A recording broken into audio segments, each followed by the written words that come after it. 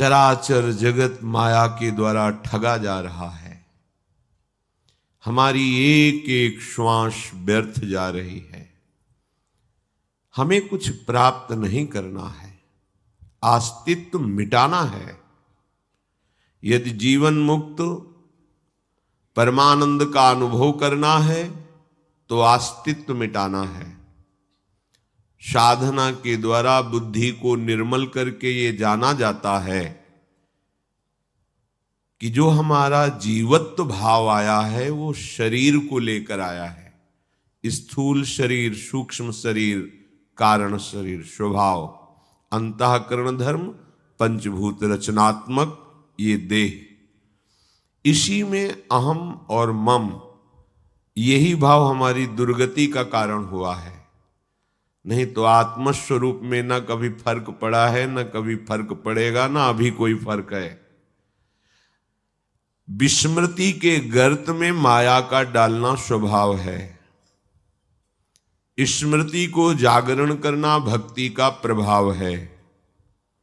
यदि भक्त है तो आपको अपने स्वरूप का स्मरण, अपने आराध्य देव का स्मरण, शरीर संसार भोगों का विस्मरण। यदि मायाकृत रचना में सत्यत्व भाव रखकर विचरण कर रहे हैं तो आपका महत्व सुदृढ़, आपका देह भाव सुदृढ़, भोगों में सुख बुद्धि सुदृढ़, तो जन्म मरण भी सुदृढ़। अंदर से जांचिए। कोई लाखों करोड़ों में एक चाहता है जीवन मुक्त होना। उन चाहने वालों में किसी बिरले को ही मार्ग मिलता है। कोई बिरला ही उस मार्ग पर चलता है। कोई बिरला ही उस तत्व बोध को प्राप्त होता है।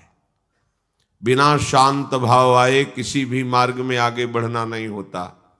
शांत भाव सर्वम खलमिदम ब्रह्मणे नानास्ति किंचन, शांत हो गया। एकमात्र प्रभु के सिवा न कुछ था, न है, न रहेगा। एकमात्र ब्रह्म स्वरूप आत्मा के सिवा न कुछ था, न है, न रहेगा। ये अनुभव।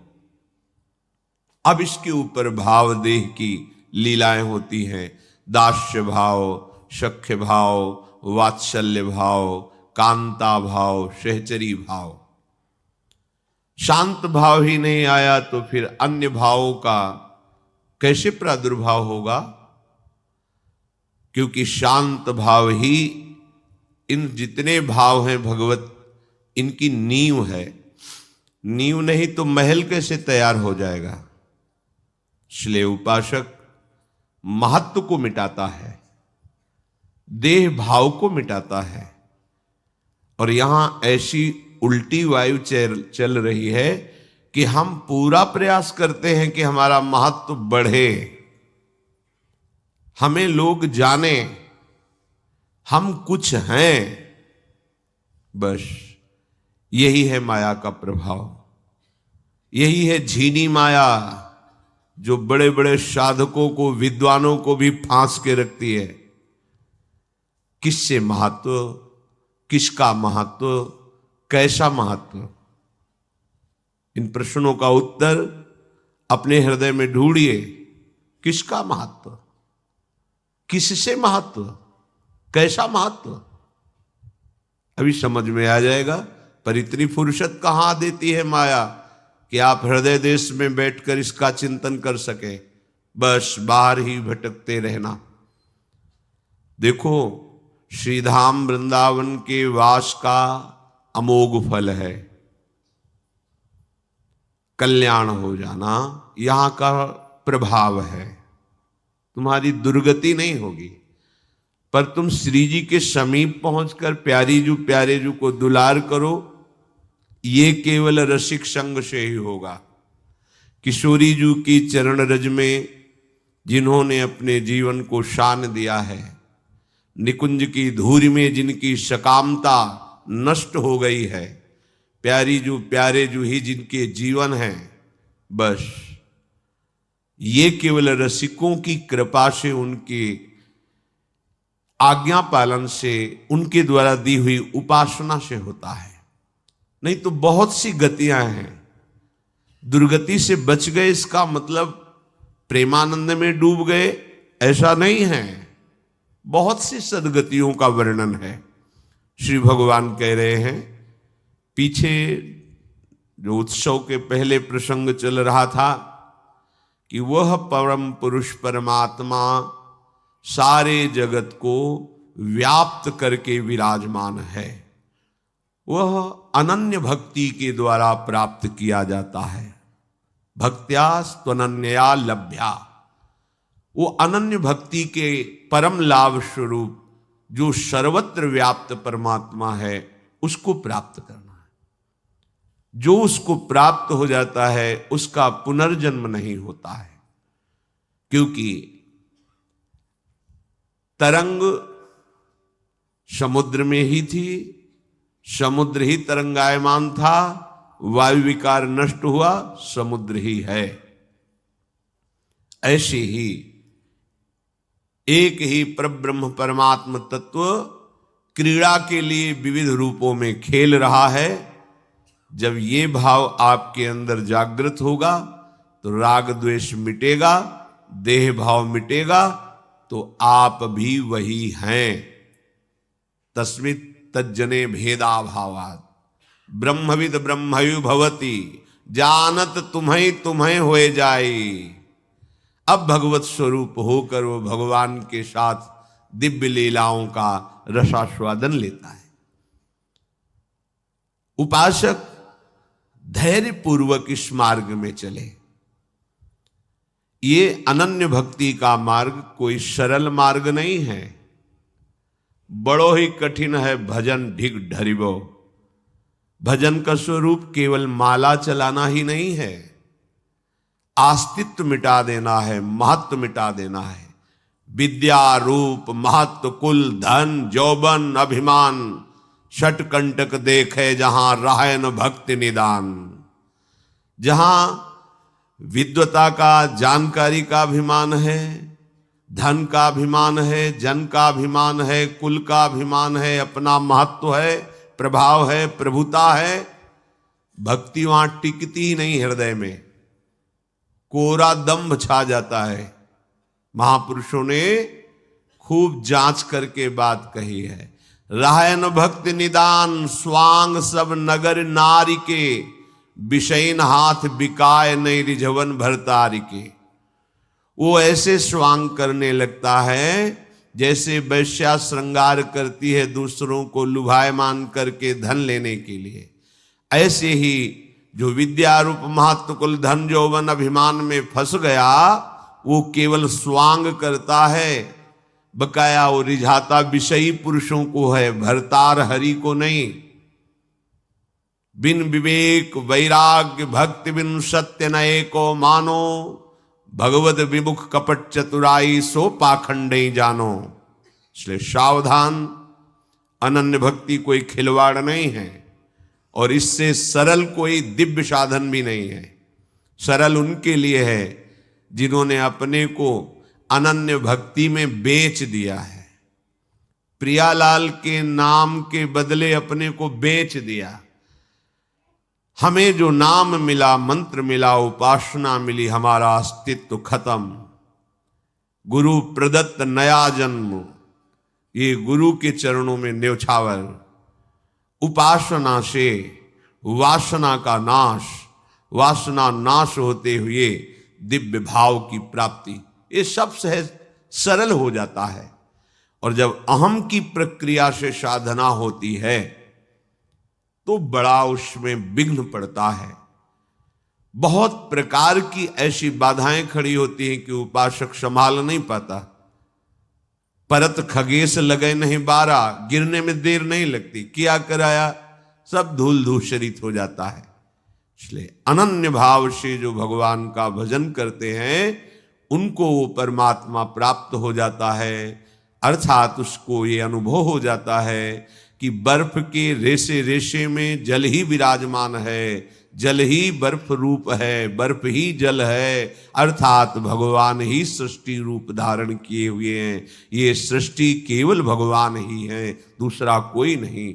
वासुदेवा सर्वमिति, वासना वासुदेवस्य वासितम भुवनत्रयम् सर्वभूत निवासोऽस्मि वासुदेव नमोस्तुते। वासुदेव ही अपनी इच्छा से सर्वभूत रूप विराजमान है, दूसरा कोई नहीं, वही बनने वाला, वही बनाने वाला, ये गुरु कृपा से बोध हो जाता है। अन्यथा अन्य साधनों में गतियां हैं, पर जहां से वापस नहीं होना होता वो गति एकमात्र श्री भगवान ही है। उनका मार्ग केवल अनन्य भक्ति ही है।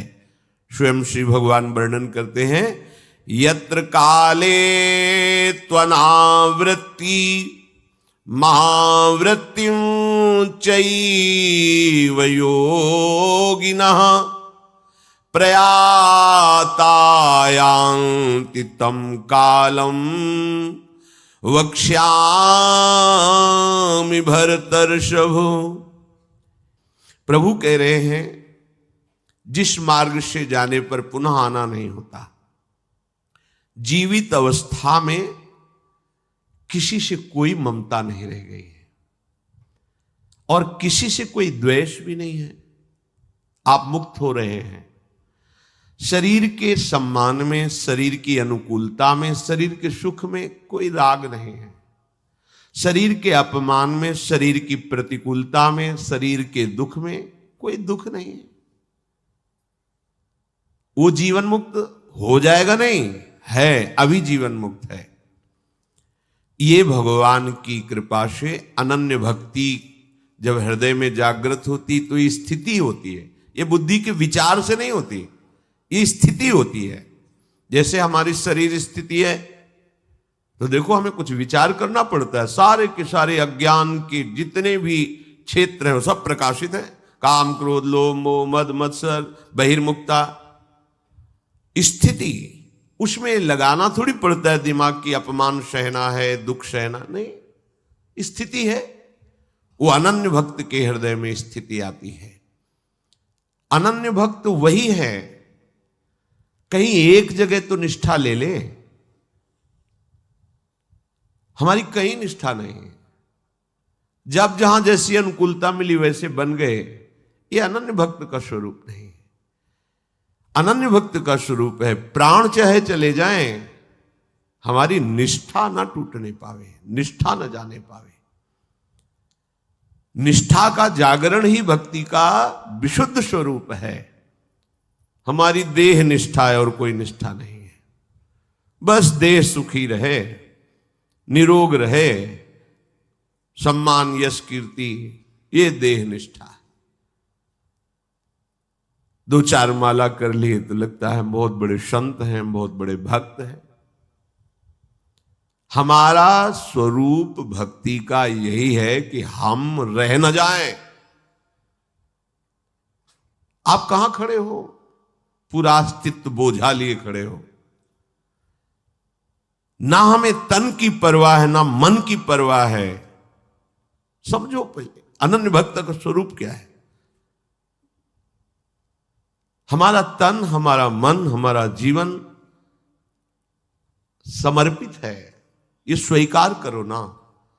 जब समर्पित है तो जैसे चलावे वैसे। अब हमारा अस्तित्व खत्म। एक भ्रम बना रहता है कि मैं साधना के द्वारा कुछ प्राप्त कर लूंगा, इसमें कुछ नहीं मिलता, क्योंकि मूढ़ता छुपी हुई है। बता रहे हैं कि आपके स्वरूप में ना पहले कोई फर्क था, ना अब कोई फर्क है, ना आगे कोई फर्क पड़ेगा।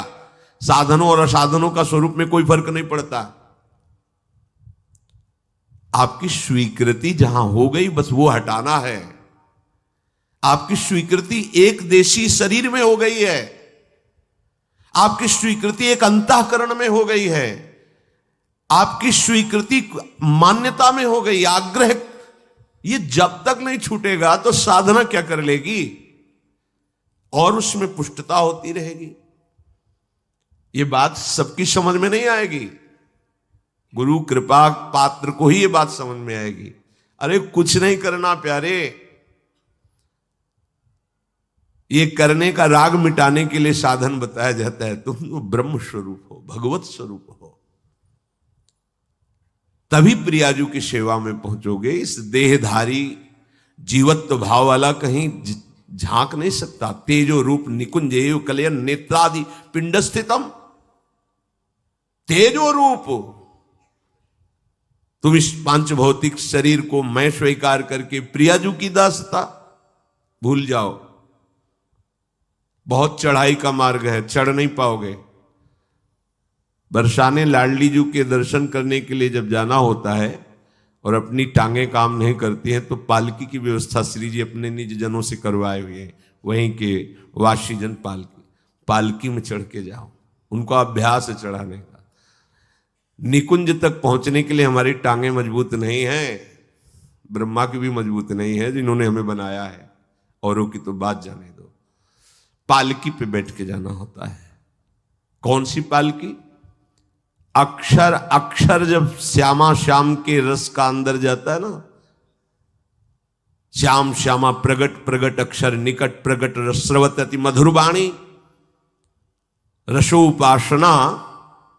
रसोपासना का भाव, रसोपासना की पद्धति रीति हृदय में गुरुदेव की कृपा से विराजमान है। और एक एक अक्षर श्रवणेन्द्रिय से अंदर जाकर स्वरूप की रचना की, तो भाव रूपी पालकी में बैठकर सजनी स्वरूप होकर श्री जी के पास पहुंचा जाता है। ये तुम्हारे बस की बात नहीं है। व्यास सुवन प्रसाद देह मानसी गढ़े चित। जब हमारे बस की बात नहीं होती तो ऐसे हो जाता।